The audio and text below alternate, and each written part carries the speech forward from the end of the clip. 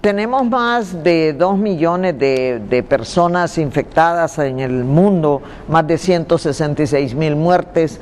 En Honduras, 477 aproximadamente personas confirmadas. Tenemos 46 muertes, entonces estamos todavía en espera de llegar al pico de la pandemia. En términos generales les podemos decir que con los trabajos que hemos hecho en la plataforma, ya con más de 25,000 encuestas revisadas y además de revisar todos los resultados de las pruebas de PCR hechas hasta el momento, en Honduras, si nos comparamos con Centroamérica, somos el tercer país con más número de casos, pero el país que menos pruebas ha hecho y que más mortalidad tiene.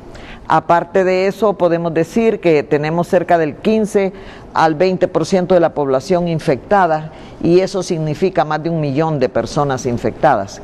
Si nosotros vemos la literatura internacional que nos dice que el 80% está sin síntomas, el 10% síntomas leves, hay un 5% que puede complicarse, el 5% de 1 millón, entonces usted puede ir haciendo los números, eso es lo que podemos esperar. ¿En cuánto tiempo? En aproximadamente 5 semanas, finales de mayo, principios de junio.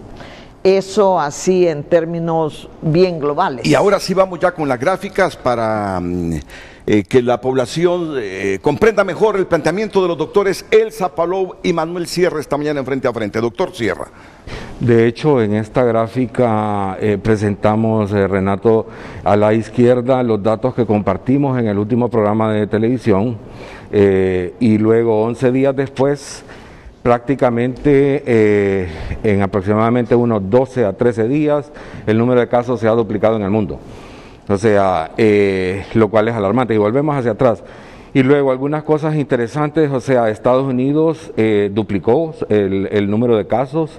Ya sabíamos del caso de España, Italia, Francia. Sin embargo, Alemania también es un país que aparentemente tenía la epidemia controlada y se ha disparado últimamente. El Reino Unido pasó casi de una posición sexta a una posición quinta, duplicando también los casos. China, que hasta había celebrado que había controlado la epidemia, sin embargo, faltan las segundas oleadas en el resto de las ciudades de China, o sea, se está levantando. Y un nuevo país que era uno de los que menos casos tenía en el Asia, que es Rusia, actualmente ya se ubica entre los primeros 10, con cerca de 50,000 casos. O sea, ese es la realidad de un mundo que es completamente susceptible a un virus completamente nuevo. Inexorablemente el 100% de la humanidad nos vamos a infectar tarde o temprano. O sea, la única salvación que tenemos frente a este problema o es una vacuna o es un tratamiento específico.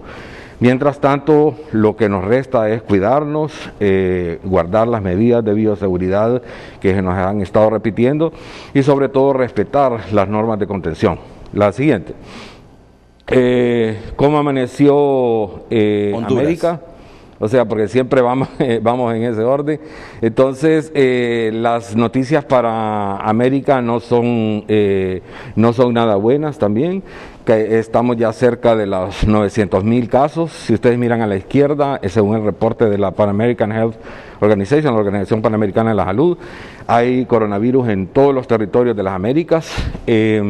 Lamentablemente Estados Unidos es el que va a la cabeza con más del 90% de los casos. Sin embargo, América Latina ya supera los 100,000 casos y cerca de unas 6,000 muertes acumuladas solamente en América Latina. Y en Honduras, que es lo que la doctora Elsa nos acaba de compartir, el último reporte de anoche, si quieren la siguiente. Este fue el reporte de ayer. Este es de América. La siguiente, por ya eso lo hablamos. En la siguiente, la doctora. Bueno, en Honduras 477 casos confirmados y ustedes ven la curva ascendente, seguimos subiendo. No hay para nada evidencia que vayamos disminuyendo. La que sigue, por favor. En la siguiente diapositiva, lo que hablábamos de la comparación con Centroamérica. En número de casos, Panamá tiene más casos, 3.751, comparado con Honduras, que en ese momento eran 426 casos. Pero vámonos a la penúltima columna, es la tasa de pruebas por millón de habitantes. Los panameños están haciendo 3.906 pruebas por millón de habitantes. Honduras es el que menos ha hecho, 203 pruebas por millón de habitantes. Y vámonos al porcentaje de letalidad, las muertes. En ese momento estábamos en 8.21%, últimamente subimos a 10%, somos el país con mayor letalidad en Centroamérica. La que sigue, por favor, para que demos tiempo a los demás también. Bueno, este cuadro nos dice que, tomando en cuenta los datos de PCR en tiempo real hecho por el Laboratorio de Virología, ¿cuánto tiempo pasa desde que la persona inicia los síntomas hasta que tenemos el reporte del resultado? Es aproximadamente 8.2 días. Eso es un tiempo demasiado largo. En 8 días que esa persona se asegura si tiene o no el virus, a cuántos pudo haber contagiado y si debimos o no aislarlo. Tenemos que tomar medidas para tratar de disminuir esos tiempos. ¿Y cuáles pueden ser esas medidas? Bueno, lo que se está hablando de que en San Pedro Sula haya otro laboratorio, lo que habíamos recomendado hace más de un mes, de que se pudiera trabajar en conjunto con los laboratorios privados, porque necesitaríamos tener al menos 7, 8 laboratorios haciendo pruebas. ¿Cuánto necesitamos hacer al día? Al menos 2.000 pruebas. Si pudiéramos 3.000 pruebas diarias. ¿Y cuántas hacemos? 80, 70, 120, ¿verdad? Entonces ahí vemos el reto de cómo aumentar eso. La siguiente diapositiva, por favor. Esta nos habla del porcentaje de positividad que tenemos en el país, en los diferentes departamentos. Miren, Cortés, 36% de positividad de las pruebas que llegan, y Lempira 33%. Se identifican 4 focos de transmisión del virus bien identificados en Honduras. La zona norte, con los departamentos de Cortés y Lloro, tiene un 33% de positividad. La zona atlántica, que comprende los departamentos de Atlántida y Colón, 18% de positividad. La zona occidental, que tiene Santa Bárbara, Lempira y Copán, 20% de positividad. La zona central, que comprende La Paz, Comayagua y Francisco Morazán, 7.2% de positividad. Pero creemos que ese 7.2 es porque actualmente se están canalizando más las pruebas hacia la zona norte, donde tenemos más problemas. Si hacemos más pruebas en la zona central, probablemente ese 7% suba. La siguiente, por favor. Aquí tenemos la cantidad de personas positivas y en las edades. Mire cómo tenemos, hay más, los hombres tienen mayor prevalencia que las mujeres, 21.9% de hombres, 16.5% de mujeres, pero mire, gente joven, el grueso de la gráfica está en personas antes de los 60 años de edad, ¿verdad? La siguiente gráfica, por favor. Esto nos caracteriza los síntomas, ¿verdad?, en los casos detectados. En las personas diagnosticadas ya con SARS, ¿verdad?, la presencia de síntomas que vimos, si vemos de mayor a menor, tos, fiebre, dificultad para respirar y dolor de garganta son los síntomas más frecuentemente asociados en las personas que han resultado positivas. En la siguiente gráfica, por favor. Aquí vemos, estas son las llamadas telefónicas. En su primer gráfica a la izquierda, nosotros vemos una línea punteada que va hacia abajo, ¿verdad? Este es el número de personas sin síntomas. Va disminuyendo el número de personas sin síntomas. En la gráfica de en medio son las personas que tienen síntomas respiratorios moderados por fecha de llamada. Esto es ya analizando más de 25.000 encuestas. Va hacia arriba. Y en la última gráfica a la derecha es el porcentaje de personas con síntomas respiratorios severos por fecha de llamada, también va para arriba. Entonces, estamos subiendo en la curva, estamos teniendo más casos con menos personas sin síntomas y más personas con síntomas moderados y severos. La siguiente gráfica, por favor. Aquí tenemos que el fallecimiento en el momento que hicimos este análisis, que fue al viernes de la semana pasada, jueves de la semana pasada, tenemos que de las 413 personas reportadas habían 29 fallecidos para un 7%. Sabemos que en este momento ya estamos en un 10%. De los que fallecieron, podemos ver que de 23 a 40 años era un 27.6%, de 41 a 49 años un 13.8%, de 50 a 59 un 17.2%, de 60 a 69 27.6%, o sea, la mayoría son menores de 60. Luego, ¿tenían síntomas o no las personas que fallecieron? Ninguno estaba sin síntomas, todos tenían síntomas. Y algo importante, de los síntomas que más vimos fue tos, fiebre, y luego tenemos el dolor de garganta. Fueron 3 de los síntomas con que empezó la mayoría de la gente que falleció. ¿Tenían o no tenían otras enfermedades? Vemos que sí, ¿verdad? En esta gráfica podemos ver que el 20.7% tenía hipertensión, el 24% diabetes mellitus, o sea, era más frecuente diabetes que hipertensión. El 13.8% tenía cardiopatía, el 6.9% obesidad, y clínicamente estamos viendo de repente más personas con obesidad y que se complican un poco más. El 51.7% tenían 1 a 2 patologías simultáneamente, ¿verdad? La siguiente, por favor. El proporción en personal de salud, esto es interesantísimo, ¿verdad? ¿Cuántas personas de la gente que trabaja en salud se está contagiando? Personal de enfermería.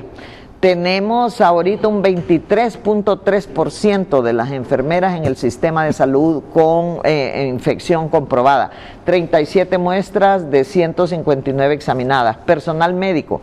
26 muestras positivas de un total de 176 para un porcentaje de positividad de 14.8%. Otro personal de salud, 8 muestras positivas de 71 examinadas para un 11.3%, o sea, estamos con 23.3% de enfermeras revisadas positivas, con el 14.8% del personal médico revisado positivo y otro personal 11.3%. Esto es una muestra. ¿Qué nos quiere decir esto? Tenemos que revisarlos a todos, porque si tenemos médicos y enfermeras infectados, ellos mismos pueden contagiar a la gente que llega por otra enfermedad. Entonces es fundamental las pruebas en el personal de salud. Y se tienen que hacer de forma periódica. Así es. O sea, continua al personal, y el personal que vaya saliendo positivo tiene que ser extraído y mandado a su domicilio para que no se convierta el hospital en un foco de transmisión activa. Así es. La siguiente diapositiva. En policías y militares es increíble, mire, 17 muestras de un total de 40 para un porcentaje de positividad de 42.5%.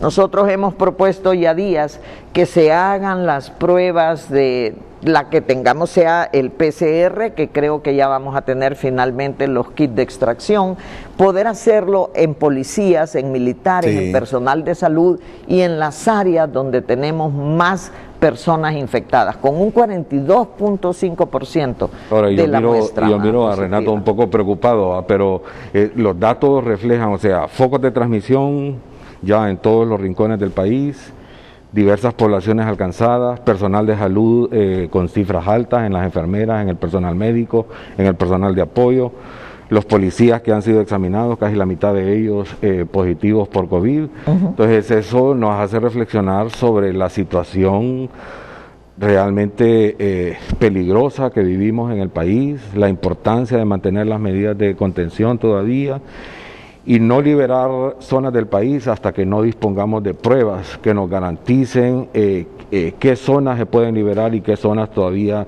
necesitan mantenerse bajo contención. Así es.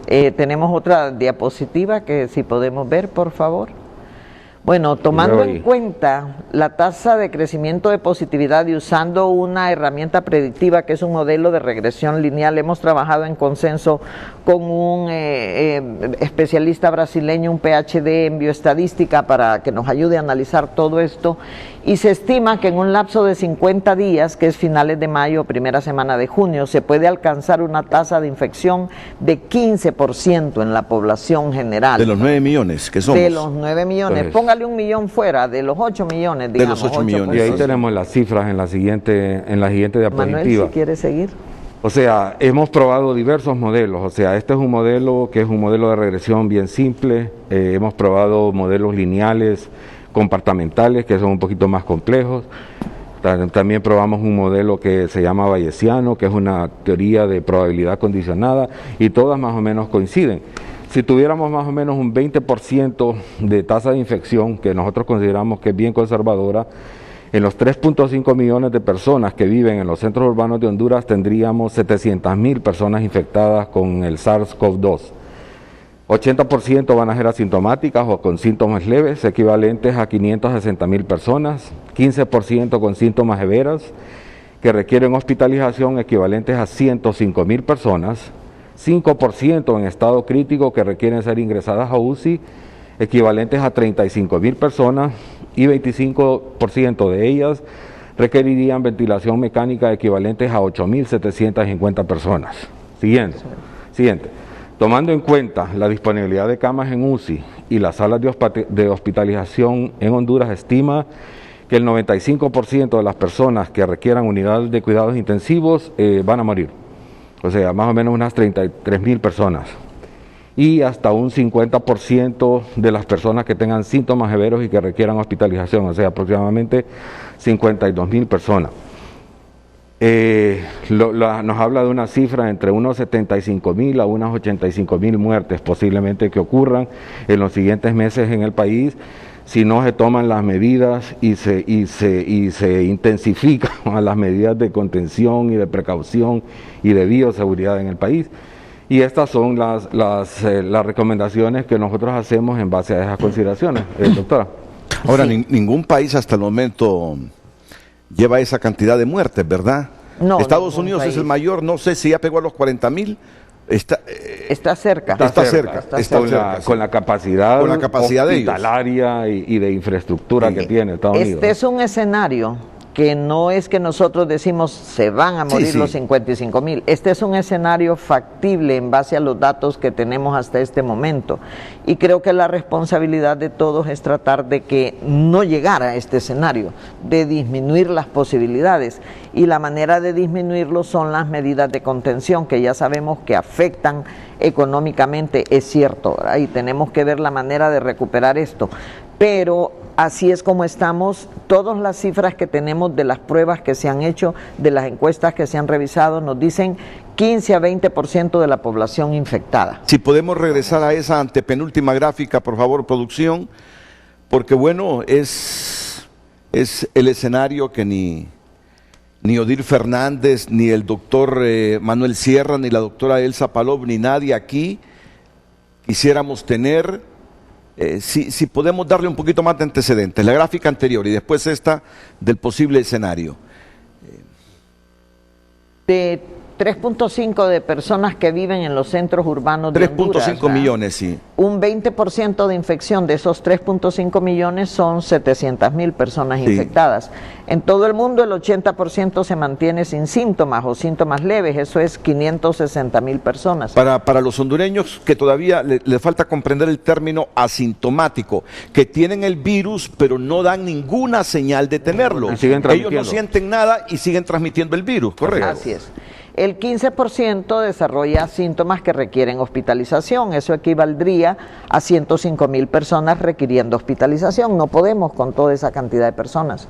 El 5% en estado crítico requiere ingresarse a UCI, sería cerca de 35,000 personas, pero nosotros tenemos 150 camas de UCI disponibles hasta el momento. Entonces, por eso es que decimos, si estos números se llegan a dar, Dios quiera que no, si se llegan a dar, entonces la mayoría de esas personas no lograría sobrevivir, porque simplemente nuestro sistema de salud no tiene la posibilidad de manejar estos números.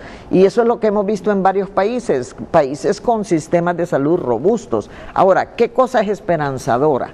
Que los tratamientos actuales, después de las autopsias hechas en Italia, después de las autopsias hechas en Estados Unidos, han dado un tiro de timón, un golpe de timón del tratamiento, ¿verdad? Y ahora la idea es tratar de evitar que los pacientes lleguen a UCI ¿Cómo? Con tratamientos antiinflamatorios, con tratamientos para las trombosis, y eso es algo que estamos trabajando. El jueves y viernes trabajamos en un cuadro de manejo que propone esto a los colegas en base a la última evidencia científica. La idea es que la gente no llegue a UCI, que la gente mejore antes de llegar a UCI, y para eso los resultados de las autopsias en Italia, en Estados Unidos, son fundamentales y han dado un cambio en el manejo, ¿verdad?, de la enfermedad. Hemos platicado con los colegas que están manejando pacientes en San Pedro Sula y nos dicen, sí, en efecto, doctora, estamos ahorita haciendo esos cambios y hemos visto que hay una respuesta, hay una mejoría. Eso es esperanzador.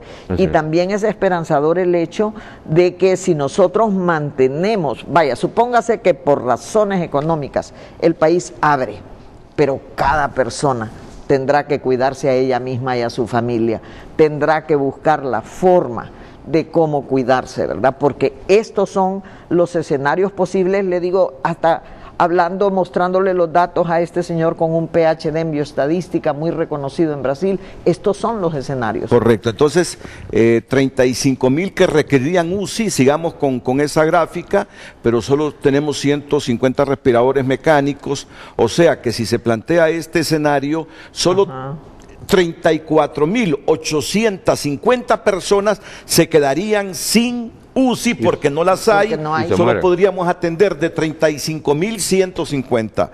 Y el número de días de hospitalización es de 14 días más o menos en unidad de cuidados intensivos, o sea que no hay reemplazo.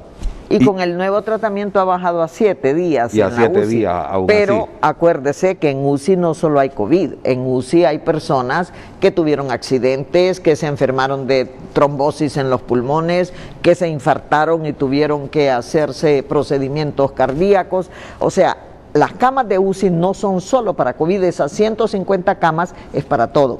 Sí.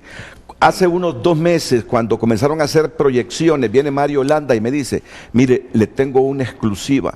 Hay un estudio que dice que el peor escenario para Honduras será entre 30 y 40,000 muertos. No, hombre, le digo, ¿cómo nos vamos a aventar con esa cosa? Le digo, ¿quién hizo este estudio? Mario Landa, le digo, no, profesionales de la universidad. Pero ¿cómo pueden proyectar este montón de muertos, Mario? Hace 2 meses todavía no había venido aquí la cepa. Y mire cómo son las cosas. Así es. Mire cómo son las cosas. Sí, y aquí tenemos algunas recomendaciones para tratar de evitar que estos escenarios se den. Entonces, aquí tenemos al personal de salud realizar encuestas de síntomas respiratorios y pruebas para determinar infección por SARS, ¿verdad?, de forma periódica a todo el personal, retirando aislamiento domiciliario a los que salgan positivos y a manejo temprano de los que tengan síntomas. Si los dejamos ahí, el mismo médico, la misma enfermera puede contagiar a más pacientes. Uso obligatorio de mascarilla N95 en el 100% del personal que presta atención en salud en todas las unidades, sobre todo en el noroccidente y en los hospitales del resto del país. Uso obligatorio de equipo de protección personal en el 100% del personal que da atención en salud, sobre todo en las emergencias, las salas de COVID, las salas de cuidados intensivos.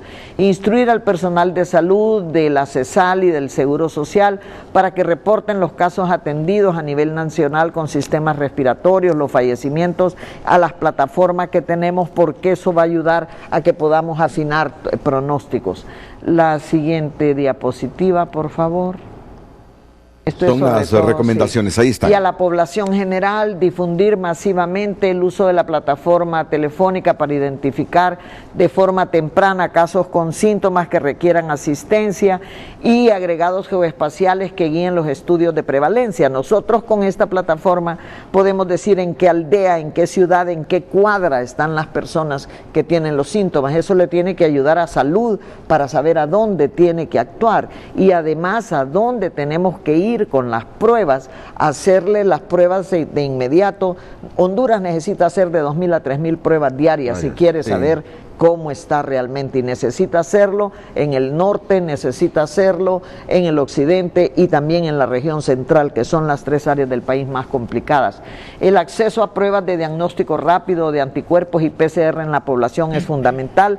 Las pruebas de anticuerpos están diseñadas prácticamente para tamizaje en grupos poblacionales, y al que sale positivo documentarlo con PCR, y los países con más recursos pues hacen PCR a todas estas poblaciones en estudio.